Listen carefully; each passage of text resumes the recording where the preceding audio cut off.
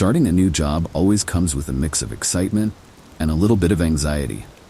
When I got a summer job at a local carnival in downtown Los Angeles, my simple goal was to earn some extra cash before heading into my senior year of college in the fall. The carnival was like any other, with games, food stalls, but its main attraction was the funhouse.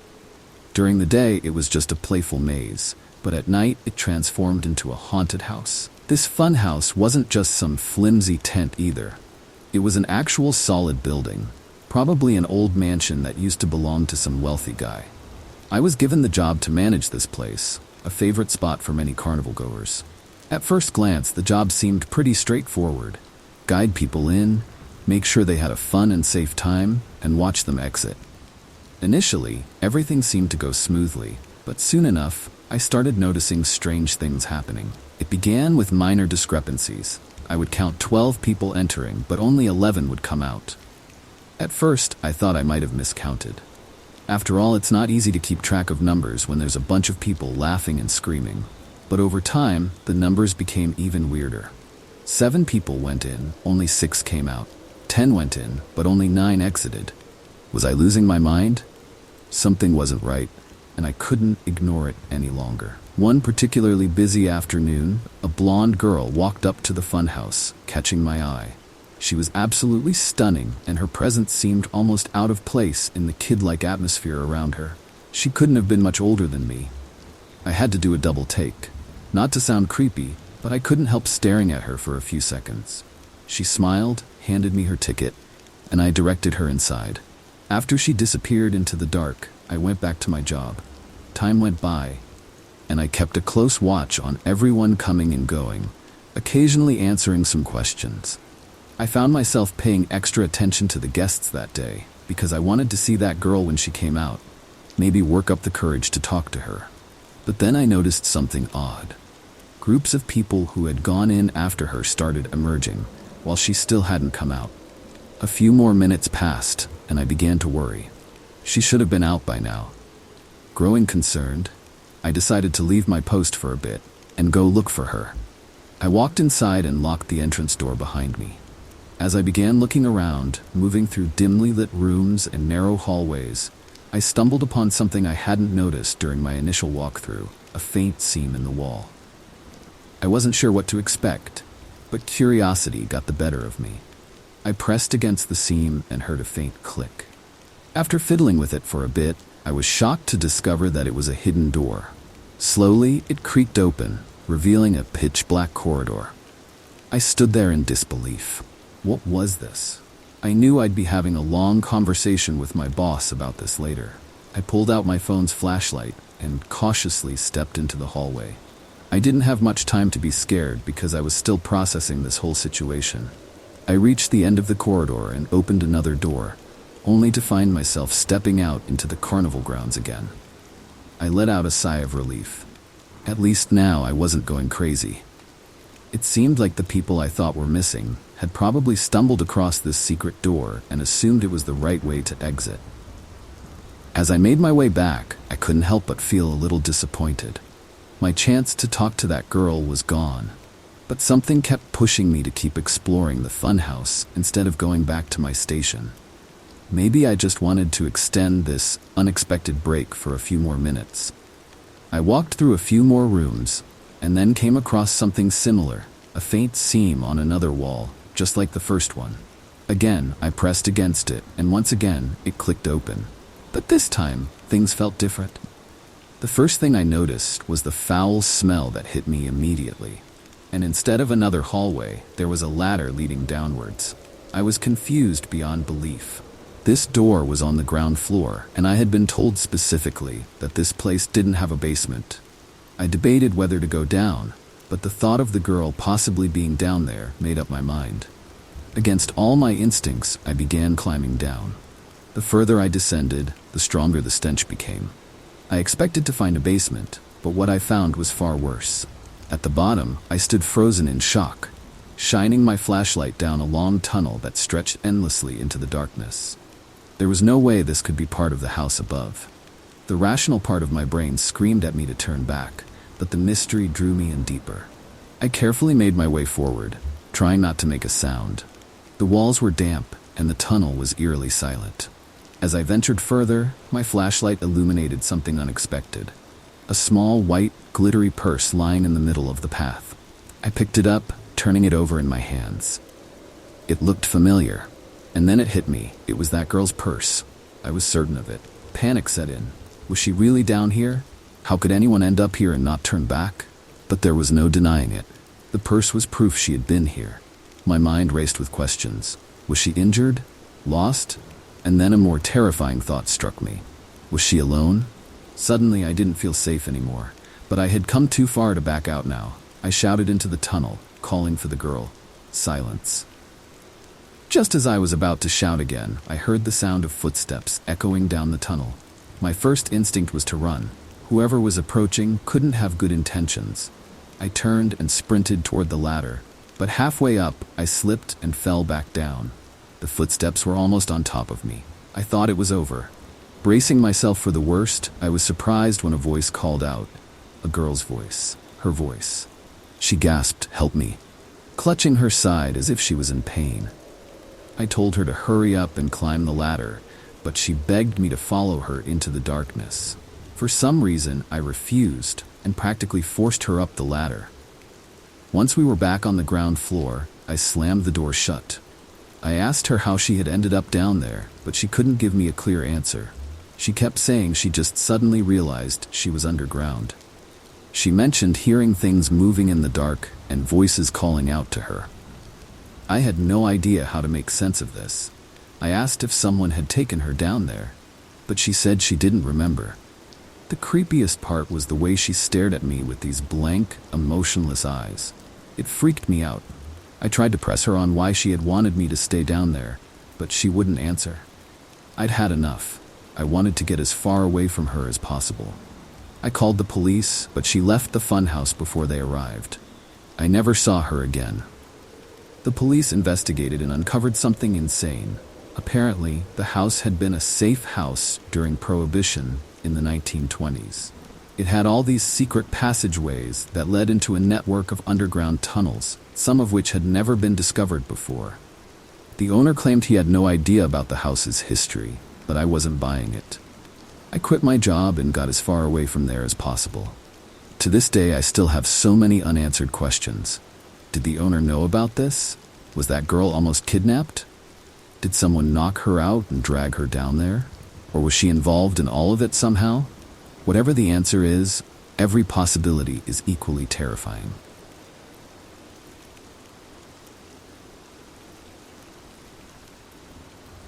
When I was a kid, carnivals were always a never-ending source of fascination for me. The glowing lights, the fun games, and the unpredictable excitement, everything about them captivated me. While many people find carnivals childish and silly, I never felt that way. Growing up in a small town in Indiana, there weren't many entertainment options, so every time a carnival came to town, I would make sure to soak up every moment I could. Even now, over 20 years later, the thrill of a local carnival hasn't faded for me. No matter what story I'm about to tell, I know my love for carnivals will never go away. This event happened when I was around 10 or 11, and back then, I was a pretty nerdy kid. In the days leading up to the spring carnival, I would often visit the library, browsing through whatever caught my interest. For some reason, I wandered into the history section. I clearly remember the dusty old books, ones that seemed like they hadn't been touched in ages. While flipping through a book about our town's history, a small, faded slip of paper fell out from between the pages. Slightly confused, I bent down to pick it up. To my surprise, it was a ticket for the town's spring carnival, dated over 15 years ago. The odds of finding something like that were ridiculously low. I was thrilled because I thought it would make a perfect addition to my little collection of odds and ends back home. Even more intriguing was the fact that the date on the ticket was only 2 days away from the time when the carnival would return to town. Sure enough, the carnival rolled into town the very next morning, and I thought, why not try using the old ticket just to see what the attendant would say? I figured it'd be funny, and I wanted the ticket to be punched regardless. That night, I headed to the carnival with the ticket neatly tucked in my pocket. As I approached the entrance, the carnival was as lively as ever, the air filled with the sweet smells of cotton candy and popcorn. I pulled out the ticket and handed it to the man at the booth. His expression changed the moment he saw it. He went pale, his eyes widening for a split second before quickly masking his reaction with an awkward smile. It was strange. Enjoy your evening," he stammered before handing back the ticket without punching it. His reaction confused me to the point that I forgot to ask him to punch the ticket. I just shrugged it off, thinking maybe he was new and unfamiliar with the old ticket design. I wandered around the carnival, played some games, and enjoyed a funnel cake. Everything was going great, but I couldn't shake the feeling that something was off. It felt like someone was watching me. Maybe it was just my imagination. I tried to ignore it, but I kept noticing carnival employees giving me strange looks. Eventually, I couldn't stand it anymore and decided to ask an older man working at the ring toss booth what was going on. I approached the elderly man, who looked kind and friendly. I showed him the ticket, and unlike the booth worker, he didn't try to hide his shock. He glanced around nervously before leaning in closer to me. "Kid, where'd you get this ticket?" he asked. After I explained how I had found it, I started feeling uneasy about the whole situation. Maybe I should have just left the ticket at home. "You found something you weren't meant to find," the old man whispered. "This ticket, it's part of a story no one around here likes to talk about. About 15 years ago, something awful happened at this very carnival, right in this town." He paused, as if debating whether to continue. "There was a young worker, Ryan. Good kid, everyone liked him. He was responsible for one of the rides, though I can't recall which one. One night, he vanished, disappeared without a trace. The police only found his wallet, and inside was a ticket that looked almost exactly like this one," he said, nodding at the ticket in my hand. The temperature around us seemed to drop. He continued, "They searched everywhere, even drained the local pond, but no trace of him was ever found. After that, strange things started happening every time the carnival came to town. Accidents, missing items, strange sightings. People said it was Ryan, trying to come back, or something worse that took him." A chill ran down my spine, though part of me remained skeptical. "You really believe that?" I asked. The old man shrugged. "I've seen enough to keep an open mind. But the thing is, this ticket might stir things up. Best leave it here." He motioned for me to hand over the ticket, but I hesitated. I stared at the ticket, wondering if there was some secret I was missing. How could a ticket cause all of that? I questioned, still not fully buying the story. His eyes darkened. His voice grew sharp, almost angry. He told me, "Give it to me," his tone almost a growl. I considered it, but in the end I decided that some spooky story wasn't worth giving up such a cool souvenir. I told him no, and suddenly, the old man leaped up with surprising speed, reaching for the ticket. Startled, I pulled back instinctively, clutching the ticket tighter. The old man's face twisted into an expression of desperation, almost predatory. "You don't understand," he hissed, his eyes darting around as if expecting something, or someone, to emerge from the shadows. My heart raced as I backed toward the exit of the booth. "I think I should go," I stammered before turning and slipping into the crowd. Behind me, I could hear him calling out, a mix of pleading and warning. But I didn't care. I let the noise of the carnival drown him out. I wasn't thinking about the ticket anymore, but rather his overly aggressive reaction. The joy of the carnival had been ruined. I left earlier than I had planned, feeling like the ticket was burning a hole in my pocket.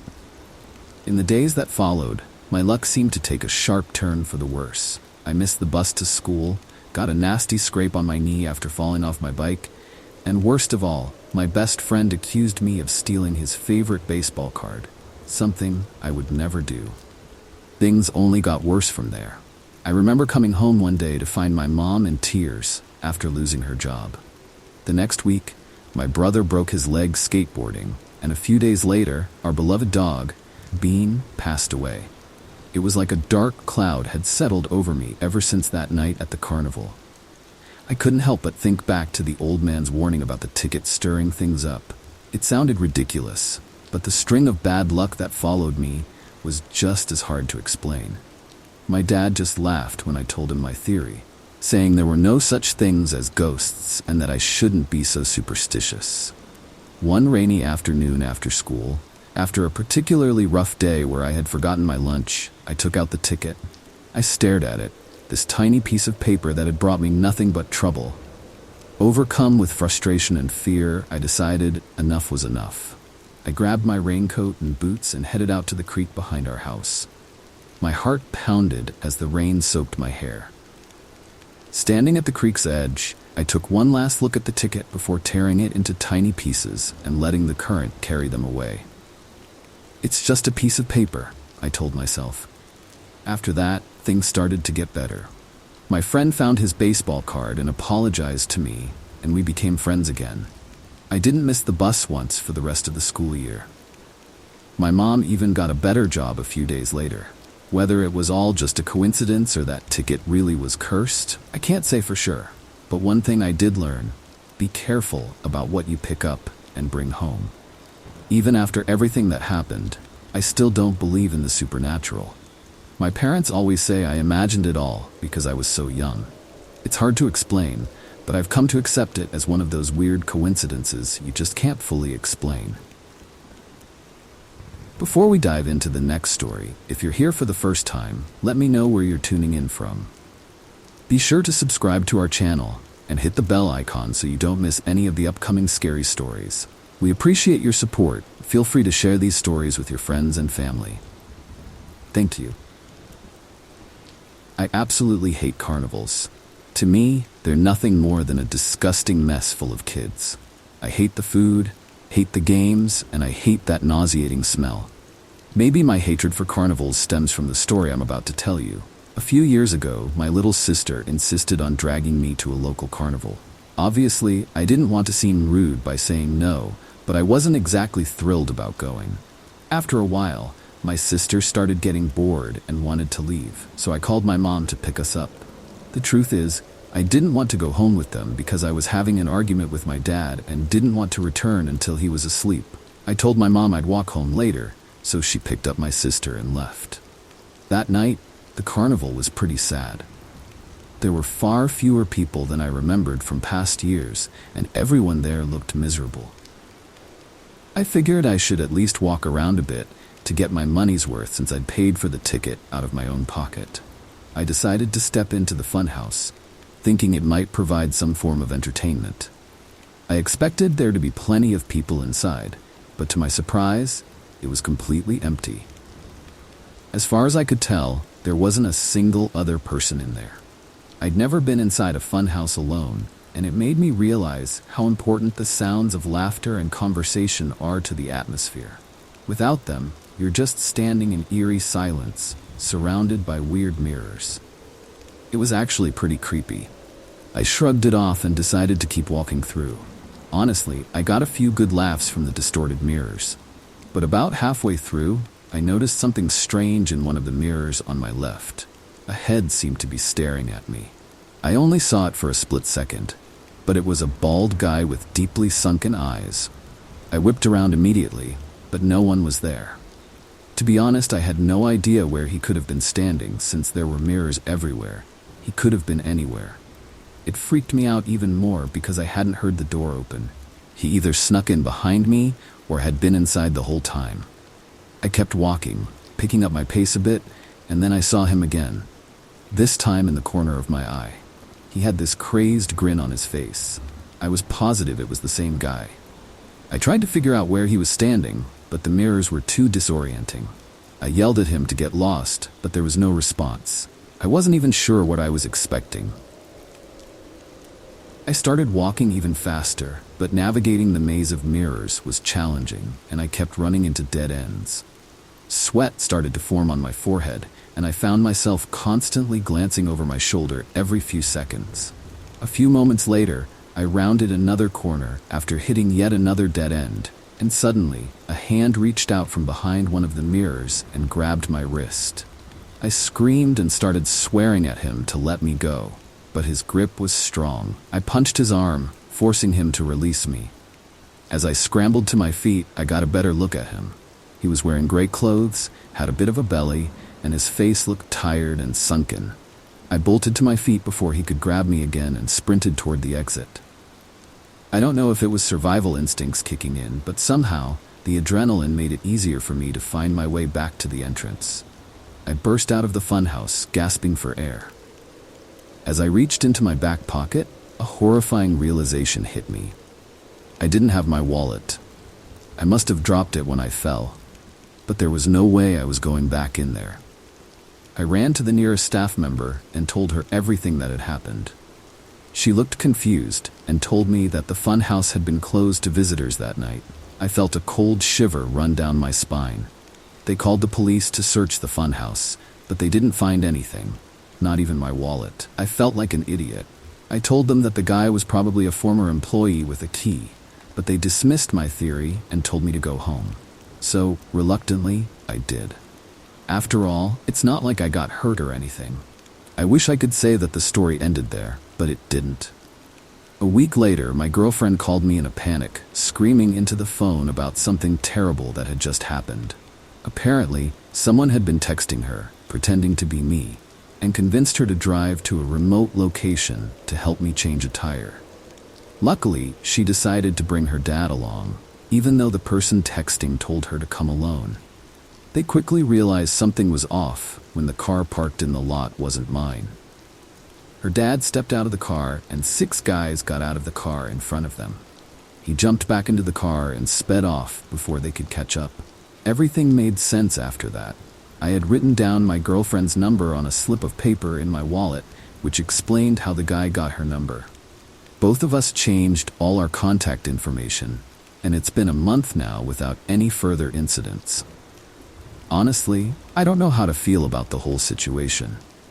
Maybe I'll just try to block it out of my mind so I won't have to think about it anymore.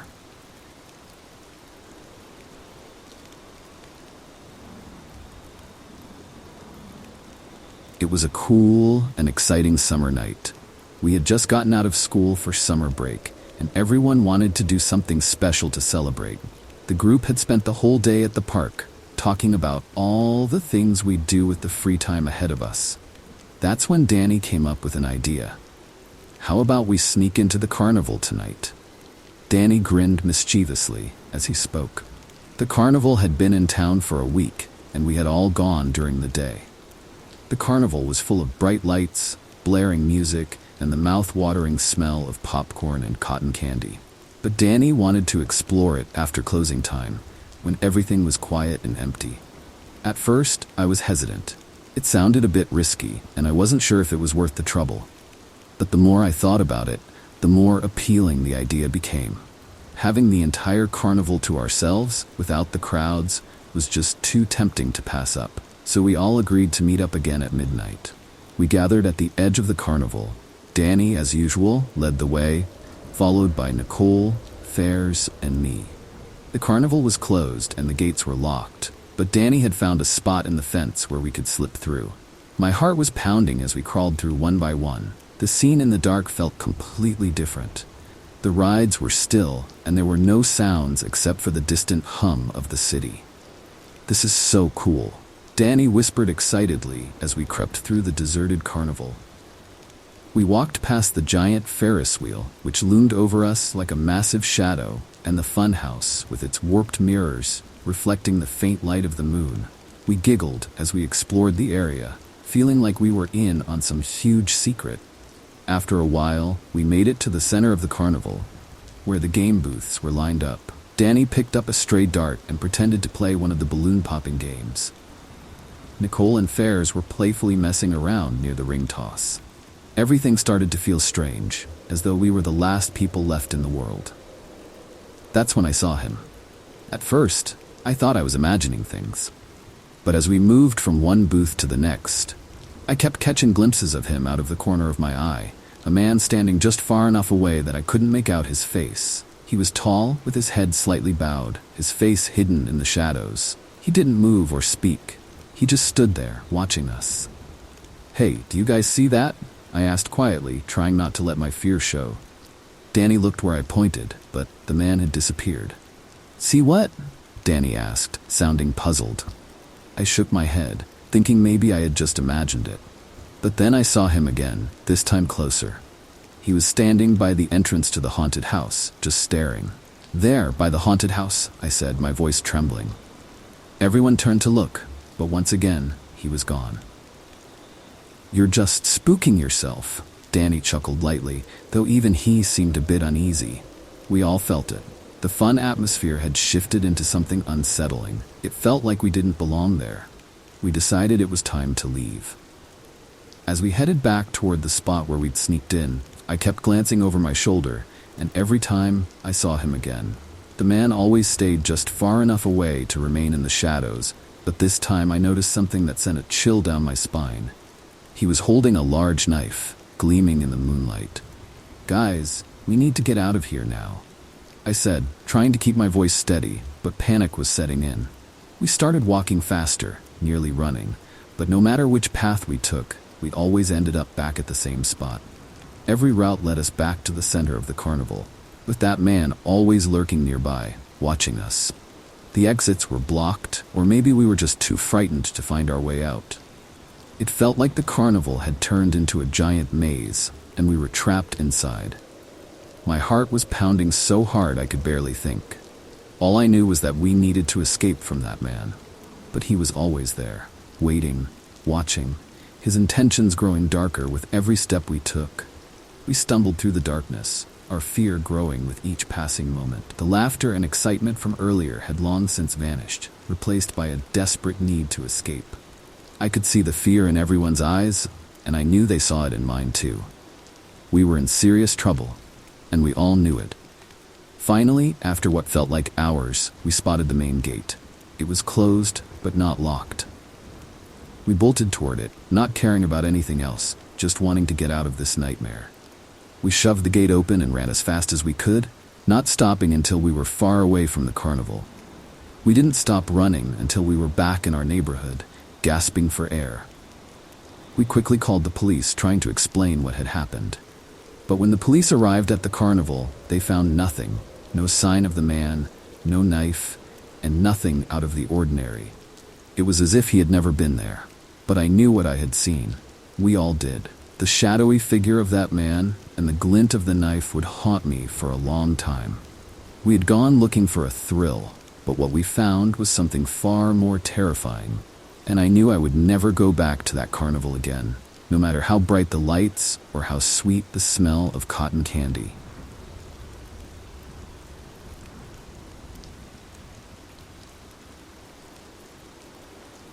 I went to a carnival that came to my town. It was a place full of lights and noise, with flashing lights, cheerful music, and the sweet smell of popcorn and cotton candy. I was about 12 years old at the time, and I loved everything the carnival had to offer. The rides, the quirky booths, and even the strange little sideshows. But that night, something odd happened. Something that still makes my heart race when I think about it. The carnival was packed with people, and I wandered around, trying to figure out what to do first. My friends were busy playing ring toss, but I wasn't really interested in that. I wanted to explore something different. That's when I saw the fortune teller's tent. It was tucked away in a dark corner, almost hidden by the bigger attractions. Outside the tent, a sign read, "Know your future. The all-seeing eye awaits you." It sounded mysterious, and I felt drawn to it, as if I had to see what was inside. I pulled aside the heavy curtain at the entrance and stepped inside. The tent was dimly lit by a single lamp, casting long shadows on the walls. The air was thick with the scent of incense, making it hard to breathe. In the center of the tent sat an older man at a small round table, his hair silver and his beard long. His eyes were sharp, almost as if they could see through me. He wore a dark robe, and his fingers were adorned with rings that glittered in the faint light as he moved his hands. When I entered, he looked up, his gaze locking onto mine. "Come in, young one," he said in a deep, quiet voice. "I've been expecting you." My heart skipped a beat. How could he have been expecting me? I hadn't even planned on coming to the tent until just a few minutes ago. But my curiosity got the better of me, and I didn't want to seem scared, so I sat down across from him. "Tell me," he began, "what is it you seek to know?" I thought for a moment. "I want to know about my future," I said, trying to sound confident. He nodded slowly, took a deep breath, and closed his eyes. A few moments passed in silence, with only the sound of the wind rustling the tent outside. Then he started to speak, his voice low and serious. "I see many things," he said. "Your life will be full of surprises, some good, some bad. But there's one thing you must be warned about. There is a shadow in your future, a figure who will follow you no matter where you go. No matter how far you run, no matter how well you hide, they will always be there, right behind you. You cannot escape them." A chill ran down my spine. His words felt too real, too personal. I wanted to laugh it off, tell him it was all just a game, but the way he looked at me made it impossible to relax. "How do you know this?" I asked, my voice shaking a little. He opened his eyes and stared directly at me with a piercing gaze. "I know many things," he said softly. "Be careful when you leave here. The figure will be waiting." I didn't know what to say. I just wanted to get out of there, so I stood up quickly. "Thanks for the warning," I muttered, and without waiting for a reply, I rushed out of the tent. Outside, the carnival seemed less bright, less fun. The rides and laughter continued, but I felt like something had shifted. The fortune teller's words echoed in my mind, and I couldn't shake the feeling that someone was watching me. As I walked away from the tent, I noticed a man standing near one of the food stands. He was wearing a long coat and a hat that shaded his face. At first, I thought he was just another person at the carnival, but something about the way he stood there, completely still, made me uneasy. I turned away, trying to focus on the sounds of the carnival, but when I glanced back, he was still there, watching me. I started to feel scared. I told myself it was just a trick, something the fortune teller had set up to scare me, but that didn't make me feel any better. I decided to leave the carnival and head home. It was getting late anyway, and I didn't want to stay out too long. As I walked through the streets, I kept glancing over my shoulder. The man in the long coat was following me. He wasn't too close, but he wasn't far behind either, always keeping just within sight. I picked up my pace, hoping he would disappear, but he didn't. He kept following me, matching my steps. My heart was pounding in my chest, and I started to panic. I thought about running, but I was too afraid to do it. Maybe it was just a coincidence. Maybe he was just going the same way as me. I turned a corner and saw my house up ahead. Home was so close, but the man was getting closer too, his steps quickening, as if he was determined to catch up. I broke into a run, gasping for breath as fear gripped me. I didn't care if anyone saw me. I just wanted to get home, to get away from whatever this was. The man's footsteps grew louder, almost right behind me. I reached my front door and fumbled with the key, my hands shaking. Suddenly, the footsteps stopped. I turned around, and the man was standing at the end of my driveway, just staring at me. His face was still hidden in shadow, but I could feel his gaze, cold and menacing. I threw open the door and slammed it shut behind me, locking it with trembling fingers. I stood there, breathing heavily, my heart still racing. I didn't hear the man's footsteps anymore, but I didn't dare look out the window. I never saw him again after that night, but the memory of him and the fortune teller's words still haunt me. That shadow, the man who followed me. It all felt too real to be just a coincidence. Sometimes I still feel like someone is watching me, lurking just out of sight, waiting for the right moment to appear again.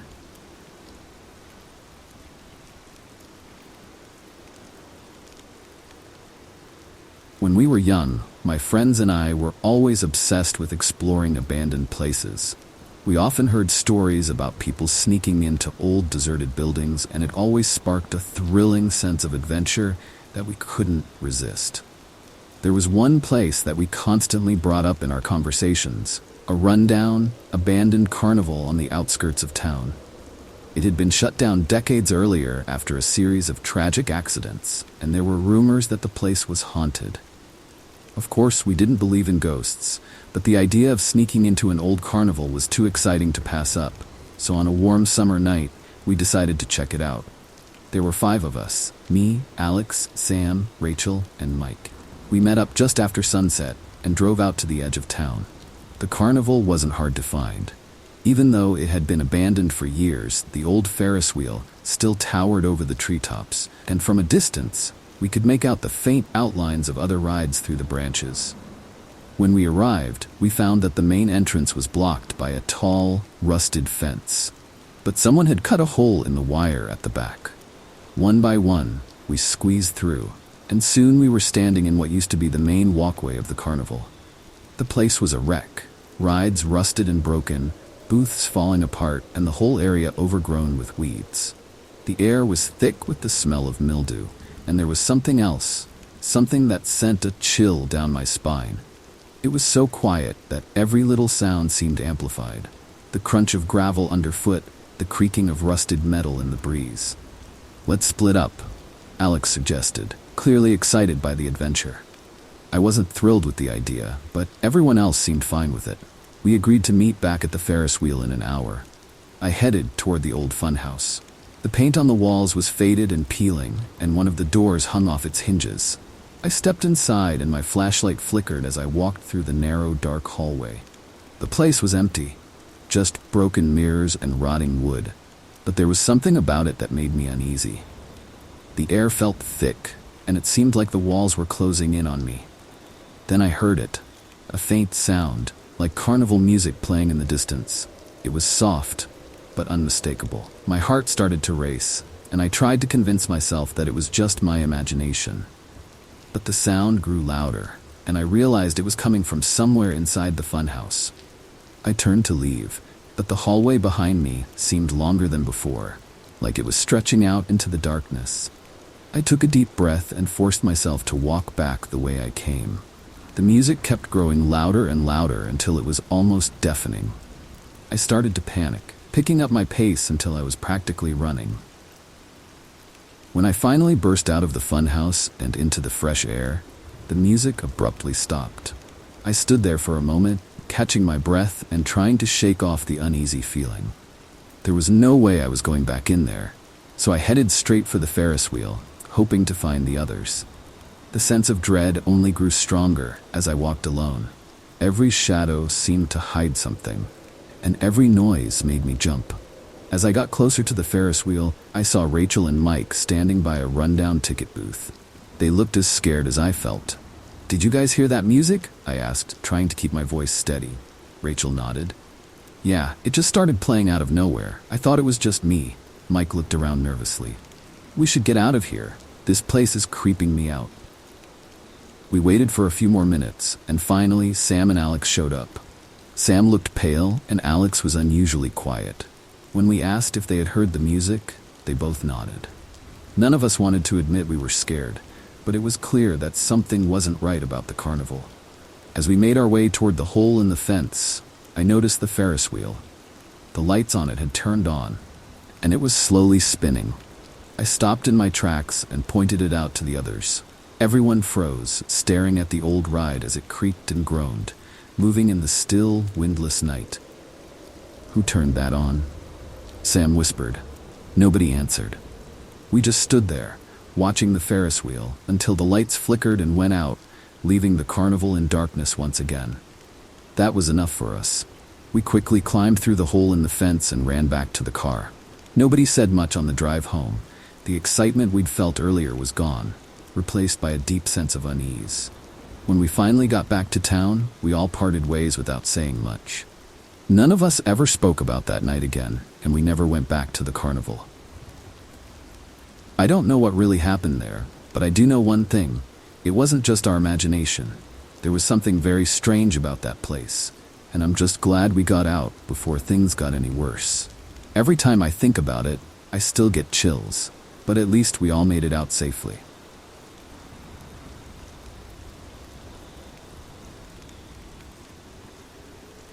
This is something that happened when I was a kid, and remains one of the scariest experiences of my life. It all took place one summer night when I was about 13 years old. I lived near the city, in a densely populated neighborhood, and I was quite used to walking around the area and going to local parks to hang out with friends. Back then, my best friend was a guy named Daniel, who lived just a few blocks away from me. We would often hang out together, whether at each other's houses or playing basketball at the nearby parks. This incident happened more than 10 years ago now, but every summer, the city I lived in would host a carnival. It was a fairly typical carnival with games and various attractions. Many people from my city and even neighboring cities would come to attend. From where we lived, it was only about a 20-minute walk to get to the carnival. One day, Daniel and I decided that we would go to the carnival after school.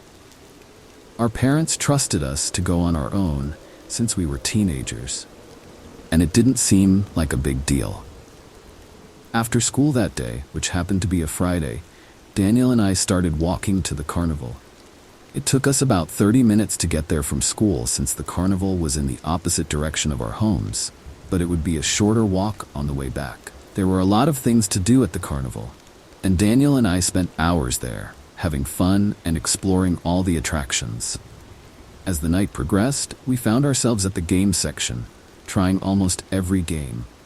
We were both very competitive, trying to win the big prizes like giant stuffed animals and sports jerseys.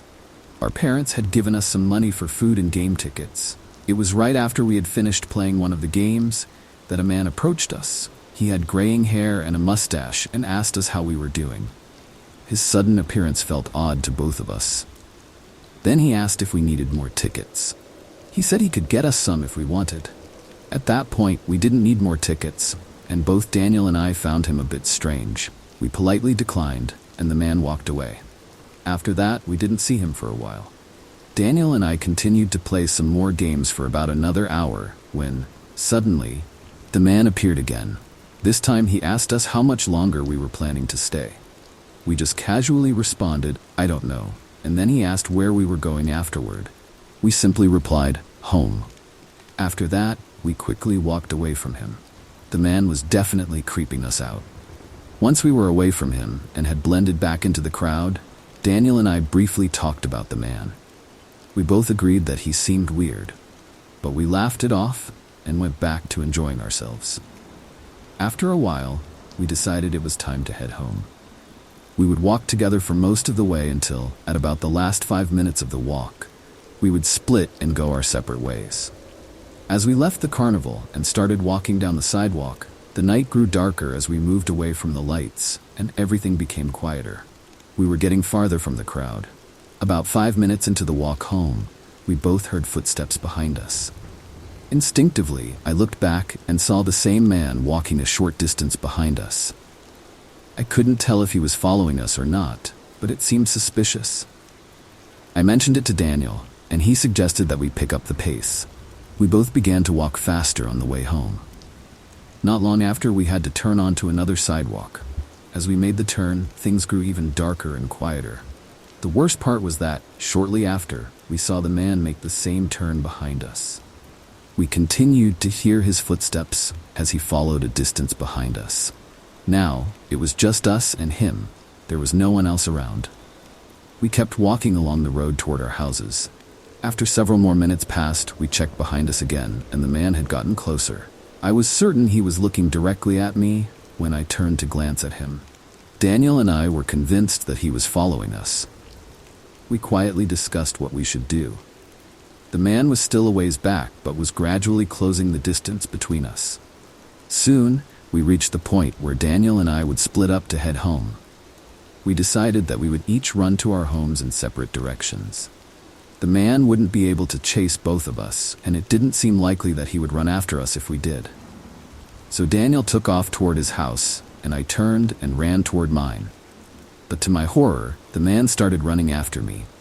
It looked like Daniel had managed to escape, but I needed to lose the man.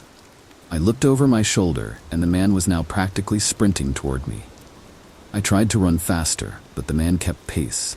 I quickly took a hard left and jumped over a fence into one of my neighbor's yards. By then, I was close to my house, only a few minutes away. After jumping the fence, I ran through my neighbor's backyard and into their garden. I was panicked and didn't care if anyone saw me. In fact, I hoped someone would, but no one was outside at that hour. I exited their yard and ran down the street behind it. I could hear the man enter the yard as well, which shocked me. I couldn't believe he had followed me into the yard. I sprinted as fast as I could down the street and into another neighbor's backyard. By the time I made it there, I could no longer see him. I had gained some distance on him. I ran out to the street and bolted toward my house. When I finally reached my house, I was out of breath and quickly unlocked the door to get inside. Once inside, my mom saw me panting heavily and asked what had happened. I told her everything, and she immediately called the police. I looked out the window to see if the man was still around, but he was gone. I wasn't sure if he had figured out which house was mine or not. A while later, the police arrived and spoke with me and my parents. They searched the neighborhood, but didn't find the man. He must have left after losing track of me. The police also went to Daniel's house to speak with him and his family. We were worried that the man might go after Daniel, but that didn't happen. After this incident, I was afraid to go anywhere alone for a long time. I used to walk to school every day, but after what had happened, my parents began driving me to and from school. Fortunately, nothing like that ever happened again, and I've never seen the man since.